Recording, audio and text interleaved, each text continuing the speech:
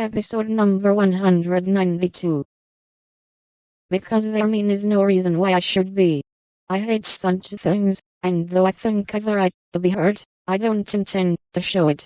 They will feel that more than angry speeches or huffy actions, won't they, Marmee?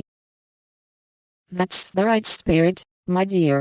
A kiss for blow is always best, though it's not very easy to give it sometimes, said her mother, with the air of one who had learned the difference between preaching and practicing.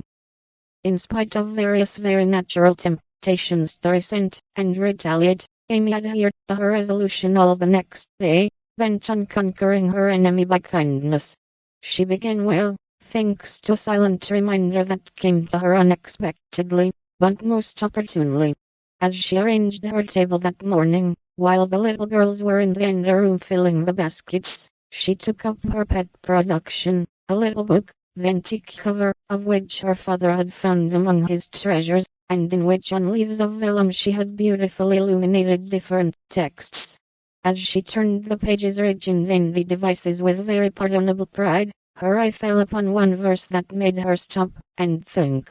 Framed in a brilliant scrollwork of scarlet, blue and gold, with little spirits of goodwill helping one another up and down among the thorns and flowers, were the words, "Thou shalt love thy neighbor as thyself." I ought, but I don't, thought Amy, as her eye went from the bright page to May's discontented face behind the big vases, that could not hide the vacancies her pretty work had once filled. Amy stood a minute, turning the leaves in her hand, reading on each some sweet rebuke for all heartburnings and uncharitableness of spirit. Many wise and true sermons are preached as every day by unconscious ministers in street, school, office, or home. Even a fair table may become a pulpit, if it can offer the good and helpful words, which are never out of season. Amy's conscience preached her a little sermon from that text, then and there, and she did what many of us do not always do, took the sermon to heart, and straightway put it in practice. A group of girls were standing about May's table, admiring the pretty things, and talking over the change of saleswomen. They dropped their voices, but Amy knew they were speaking of her, hearing one side of the story, and judging accordingly.